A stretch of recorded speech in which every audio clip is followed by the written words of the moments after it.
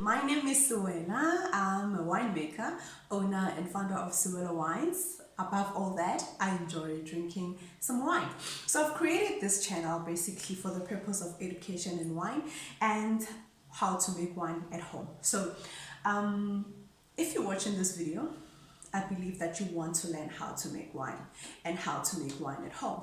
So before we begin with the second recipe on how you can make your wine at home, the orange wine, homemade orange wine, I just want to briefly share with you the first step that you should be taking before you begin with your homemade wine.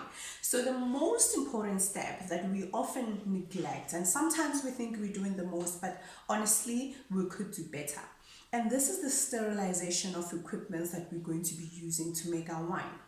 I must emphasize that certain microorganisms can survive at high temperatures and can still survive even if you've used soap to wash your equipment. And that's just because different microorganisms have different physiological characteristics and therefore can survive under extreme high temperatures. But to make sure that our other equipments that we use are basically sterile, we can sterilize the equipment. I will share with you just right away. But before that, I just want to say that sometimes we think that just washing your equipment with water and soap is enough, but it might just not be enough, and it doesn't have to basically just take an extra step and sterilize your equipment. So it's much better than having to ferment your wine. 6 days later, you realize that, oh my God, your wine is ruined because there's a contamination of certain bacteria that found its way to your wine. So that also brings us to the idea, like, how can microorganisms go into my wine? So it's just a simple process, because as soon as we have all the equipment on the table, if there are microorganisms, bacteria, yeasts and everything else that is around the surface area or even within the equipments themselves, everything that you're going to be using, even spoons, and this can transfer these microorganisms into your fermenter or whatever that you're going to be using to ferment your wine, and therefore it can affect the success of your fermentation. So it just makes it a little bit harder to produce your high quality wine, and it just also takes one extra step to make sure that that doesn't happen. Of course, as soon as all the equipments are sterilized, you need to make sure that you keep it that way. So but still just rinse your equipment just to make sure that you are 100% safe, right?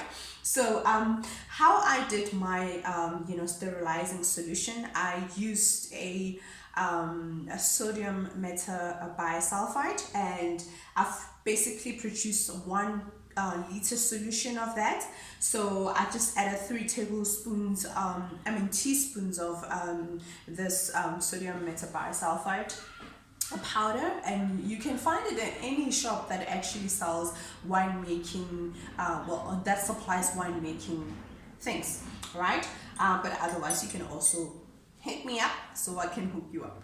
So what I did, I added the 3 teaspoons into my 1 liter and I topped it up with water.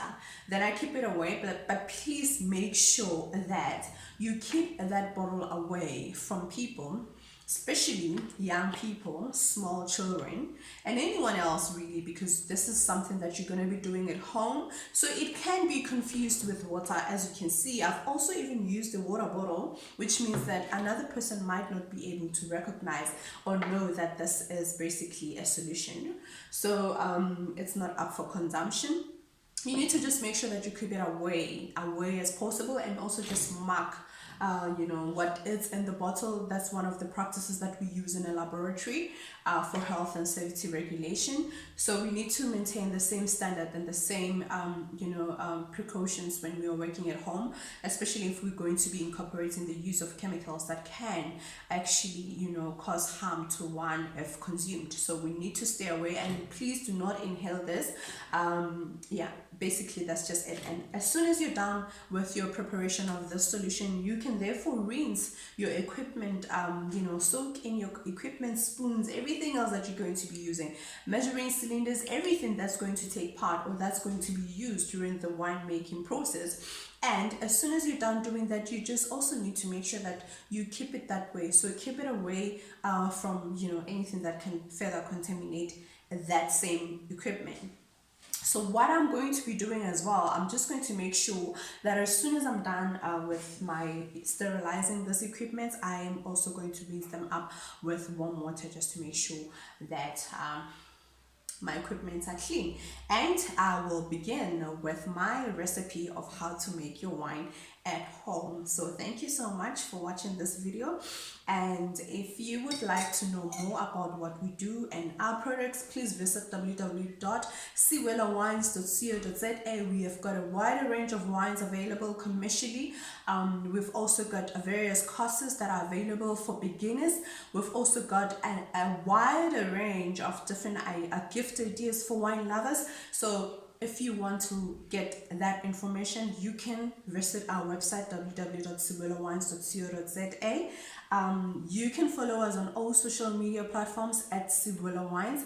Until then, look forward to seeing you on the part 2 of how to make your orange wine at home.